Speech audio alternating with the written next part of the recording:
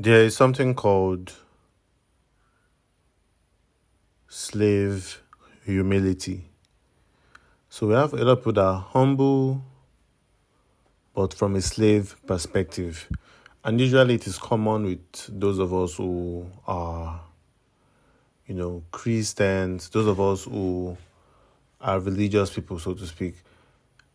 We have this slave humility. It's just in line with slave morality, where you say certain things are bad or you demonize certain things because of your inability to actually have those things. So when you read from the Bible, especially a lot of Christians, poor Christians like this passage, when they read from the Bible, the first thing they're talking about how the humble will be exalted and the one who exalts himself would be cast down, will be humbled.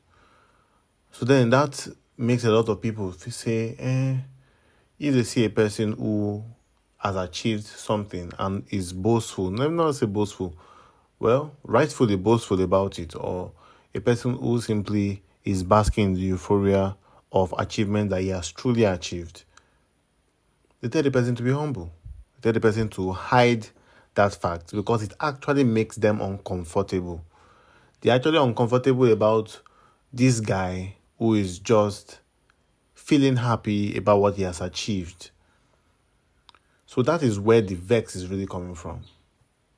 It's not coming from the fact that, oh, you're such a proud man. It's coming from the perspective of, I cannot be proud because I do not have the luxury to pick whether to be proud or to be humble. That's why the humility of a poor man should not be trusted. If he had the means to be proud, maybe he would even be very arrogant and throw other people under his feet. And many times this has been proven to be true. We find out that a lot of people that maybe are coming from very poor background cannot help people, or when they get to a point whereby they have access to resources, they want to treat the other people bad. Usually they are coming from a place of survival, so they want to treat everything like that. So usually a person who people are telling to humble themselves are people who are rightly proud.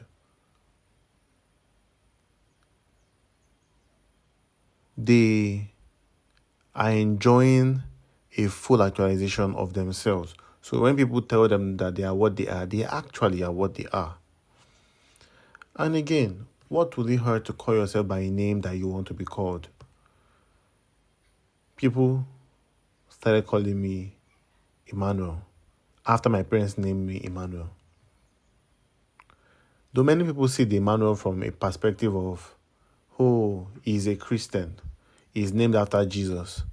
I see Emmanuel as a prophecy on my life. I see Emmanuel as God with us, and I see myself as a God amongst men. That the fullness of actualization of myself is godly, is godlike.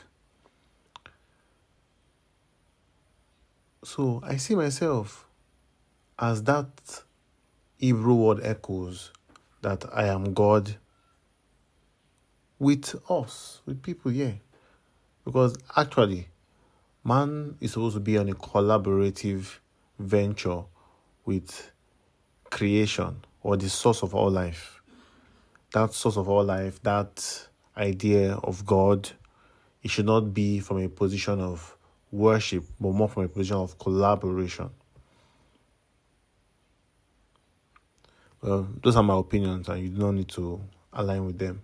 But at least you can align with the fact that many people like the idea of the proud will be humbled because they are already humbled, and it makes them feel better about their situation. So that's why there's a common hatred for the rich amongst the poor, and especially amongst the people who have a poor mindset that are going to be poor for a long time. So even if you do not have physical cash, but you have an open mind, it is only a matter of time and it will show up. But a lot of people genuinely just hate people who are doing better than them. They can't be friends with these people. when they even get to be friends with these people, it is just so that they can exploit these people.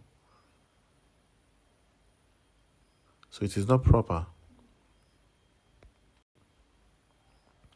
Yeah, so don't get caught up in that idea, that people like to sell to you, that don't be proud. God raises the lowly, but he casts down the proud. Yes, there are people who are arrogant and who, do not understand that they do not have control over the future and the future can change at any time. But there are also people who have accepted who they are and they bask in the fullness of who they are. They bask in the actualization. They bask in the truth of who they are. When you call yourself a particular name, people will join you to call you that name. And when you do things, speak about the things you do, that through you, people can be inspired to understand that these things are possible amongst men. Of course, it will gain some hatred from those people who have already told themselves that they can never do it. I'm happy when I see some things done because I know that this means that this thing is a possibility. And the very fact that it is a possibility means it can actually happen. And I'm seeing, I've had this conviction as a possibility before, but seeing somebody actually live that possibility tells you that this thing exists. So those people that will hate those people or will hate those kind of situations are those people that have doubted the possibility of it existing for them. It is in that defeat that they criticize. They like to take the higher moral ground, but it is actually a defeatist mindset that this goodie that you are seeing is not for you. Therefore, may no one have it. Or those who have it should hide themselves and let them be victimized. Let them hate having it. I was driving one day and then there was this vehicle hauling truck, what would I call it? Vehicle was driving past with a new Camry. The type of call muzzle. I can't remember the year exactly, but a very beautiful one with red interior. And we could see the red interior from outside. And then one of the bike men that was beside me just started saying eje, eje, eje.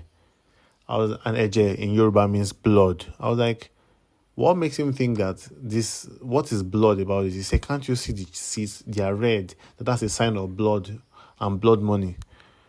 I was like, really? Firstly, that was a very stupid explanation. But that explanation is something that you'll be surprised that it will give to some people and they will take it. Many people are willing to take it. Many people that you interact with on a normal day, they accept that as a logical explanation for why they think that car is, blood money. And they're saying blood money for a Camry. People are riding Rolls Royce in this world. People are riding the best of cars in this world. And someone sees a person riding a Camry in his own reality. He needs blood money to ride the Camry. And then he dislikes this person. And if you find it, you see it so easily. If there is any clash between a guy who is driving and a bike man, there's always this rage from people around to punish the rich guy for being rich. An accident that includes two people. There's always this rage. It's like the guy who is well-to-do has stolen something from them. It is the pain of the poverty and the defeatist mindset that their life might never be better. If you have the slightest idea or the slightest inkling, the slightest belief that your life will actually be better, you would be more open to liking people who are in the position where you want to get to, because you have this feeling that you're going to get to that position too, and you're going to enjoy this thing, and you would like to also be understood and not hated then. So anytime you bring up a permanent hatred, it is simply because you do not believe the future to happen. In anything that you are saying, you're manifesting, or anything that you say you want to happen, your mind has to also be directed at this side, at that place of it happening. Your mind has to be directed, has to be put in the right direction. And you have to be doing the things that will receive that thing. So I tell people, I say, if you are expecting a large harvest, a large yam harvest, you are definitely going to be planting, definitely going to be building yam barns in expectation of the harvest. If you do not build yam barns, it means you do not even believe that you are going to get a good harvest. So you cannot be walking towards something and everything around you is showing that you are not working towards that thing, or that you don't truly believe in the actualization of that thing. You cannot have that thing. You are actually self-sabotaging at that point. You are willing something, working towards something, but your mind is working backwards. You see that when your mind doesn't believe that a goal is achievable, it looks for confirmation bias, different things around its environment to confirm that that thing is truly not possible. So all the information that will be coming to you will be to reenact to you that there is no way for you. You can never make it. So once that idea is well seated in your mind, you would hate all the people that have ever made it, or the people that have made it easily. You would never believe that people can do things with ease. I told one person one time that I don't believe suffering is for me and I'm not going to suffer. And he looked at me in a way like, who is this one? He's so privileged. I'm not saying that of privilege. But if I'm privileged, shouldn't I be happy about it? But I'm not even saying that of that. I'm saying it because I know, I have information that there's a way you can align yourself spiritually with the work you want to do. When you have gained spiritual alignment and you are aligning yourself with the work you want to do, it is no longer work. It's like you're playing, right? But you have to give it the time and the energy, right? You need to invest the time and energy and invest faith and belief in what it is that you are bringing out to be. But then you find out that everything that you're working on is working on you too.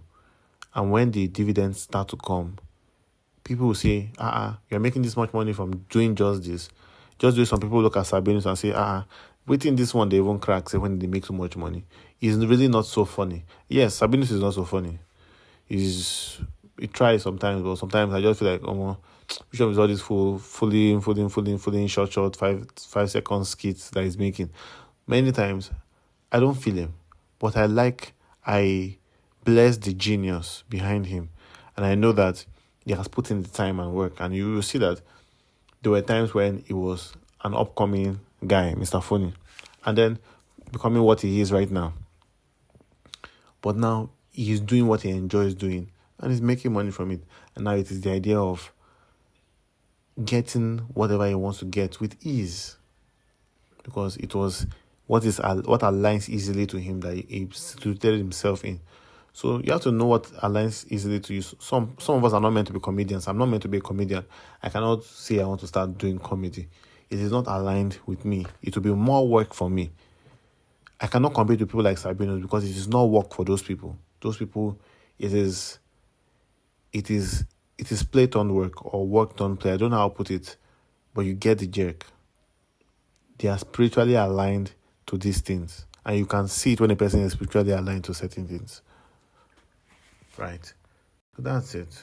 Don't let anybody give you any false, sad slave morality or humility. Stand tall, and if you have achieved something, speak of it. Stay wise.